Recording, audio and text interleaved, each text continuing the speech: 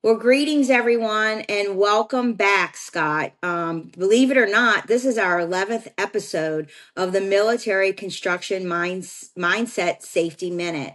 So I know you've received a lot of positive feedback on these podcasts, and folks are seeing, how similar the military and construction safety systems have great, similarities. And today's topic is a tough one. I know we never want to experience an accident, but sometimes that's just undeniable. It's going to happen. So, as we jump into accidents, you have defined it in one of our previous episodes as a death, injury, and illness cases. So, why don't you elaborate on that and tell us if is that correct? Hey, Sonya, good to be here today. And yeah, this is a tough topic, but we have segregated basically accidents, incidents into two separate cases, and that accidents in safety armor are defined as death, injury, illness.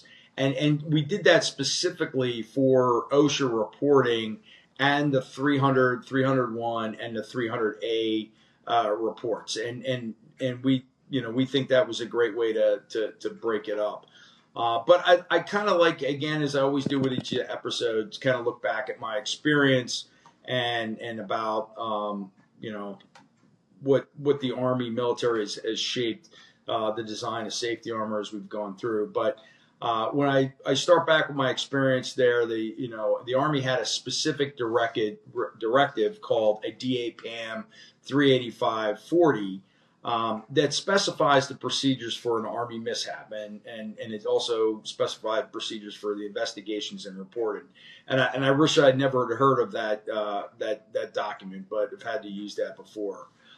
What is again great about it is it's a process, it's a system, and it was the defined way to look at an accident. But it was very, very simple, we thought, and the methodology consisted of the three W's, and that is number one, what, as in what happened, the why, why it happened, covering areas like human error, system inadequacies, material failure, environmental factors, et cetera, et cetera.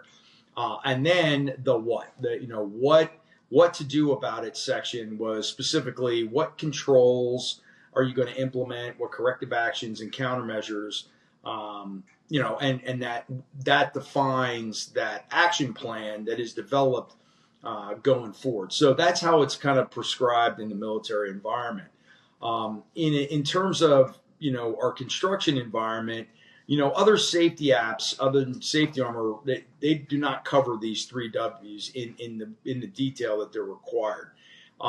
In our what happened section, it consists of basically one very detailed one accident form. And that form, we collect all of the 300 and 301 data, any OSHA citation information, all of the causal factor analysis data during your root cause analysis, all of your property, vehicle, and equipment damage that occurred during that accident, any disciplinary actions that may result of this whole process, and so much more. So all of this data, right? All of this data now is in one line in our Smartsheet system. And so it eliminates that thing we talked about earlier about information management. Instead of having folders for all that data, every single thing is on that singular line in Smartsheet in Safety Armor. So in terms of the why, our causal factor analysis section standardizes the why in an accident so that companies can start to see the accident trends and metrics without any additional work. So again, that's a really good, feature for that why. We've talked about it before. Lastly, in terms of the what, what to do about it. How do current systems or safety apps develop those controls, corrective actions, and countermeasures? I don't see it. I haven't seen it in any of those other systems. So, they don't do it because the systems are not designed that way. They're not an integrated system of systems. So that is the beauty of Smartsheet. You're able to do that. You're able, we can start an automated workflow process of corrective actions, track an OSHA citation. We can track the costs of property, vehicles, and equipment that were involved in the accident. all through these automated workflows, so that now you understand what the true impact of that entire accident is as well. So at the end of the day, given my military experience with the 3Ws and now my safety armor experience, safety armor does those 3Ws for you in spades.